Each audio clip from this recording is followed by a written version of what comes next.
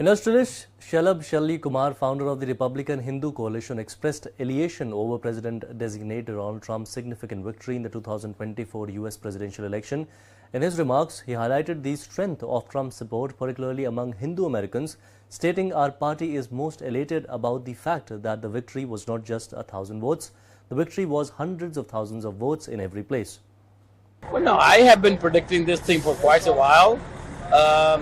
That is, if you just go back to 2016, in 2016, the morning of the election day, Hillary was ahead 5 to 6 points on every swing state. So if you just apply proper math, what will amount to will be, and at that point, President Trump won by a very few votes, but he won. But here, if you apply the same math, you will have to take out 5% out of the current polls. The polls were showing about that even. So you take out 5 out of that. So that means the polls should be looked at Trump winning by roughly 5%. So ultimately, look at Pennsylvania, look at Wisconsin, look at Michigan, North Carolina, Georgia, all these places, the margin of victory was 2 to 3%. And actually our party is most elated about the fact that the victory was not just a few thousand votes. Victory was hundreds of thousands of votes, 100,000, 200,000 every place. So it was a great victory. And also our last minute 4-day campaign, which you guys are aware of, made a substantial difference. It was our goal to switch over 200,000 at least in the battleground states of Pennsylvania, Michigan, and Wisconsin. 200,000 Hindu votes from Kamala to Trump. That's what happened. Right. Why do you think that the Indian Americans voted for Trump in your number crunching there? Well, I mean, we had a very strong message. See, what was happening for the longest period here,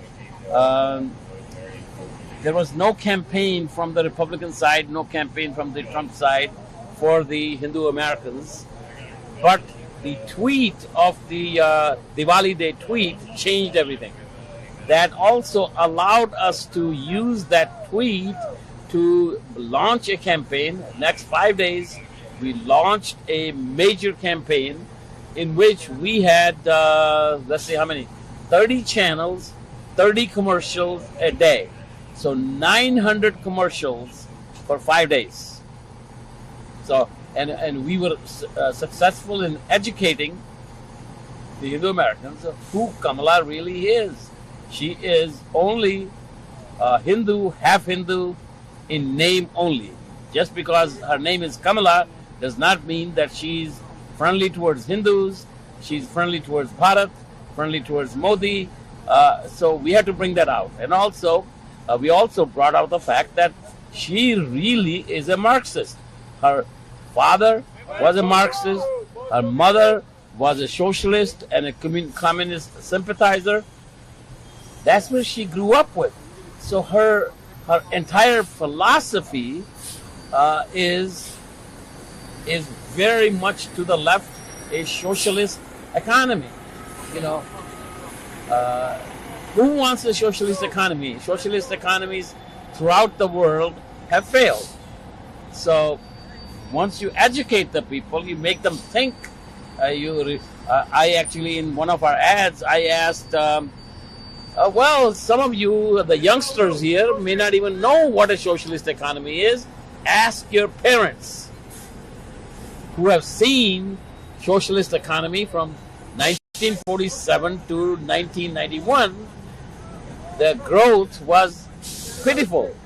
And then after India changed from 1991, the growth became dramatic, because that's the system everywhere in the world. Human nature is free enterprise.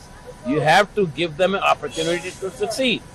So, so when we educated our audiences, our community on these issues, that was a fairly successful campaign. On the other hand, there was also a significant campaign. So, I'm not going to just say, okay, he won because of the Hindu vote only, but there were several factors there. The African American men, Latino men, most people, working class people, and to them the biggest issue was inflation, prices. Prices had gone up by 20%, gasoline, food. So that had a significant impact. And, Kamala was more like a chameleon, changing her tune.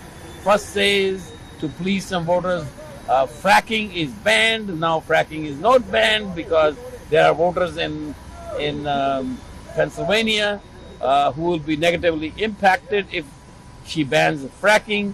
So her position kept on changing, and the people rightfully did not believe her position, because she did not really have any consistent position.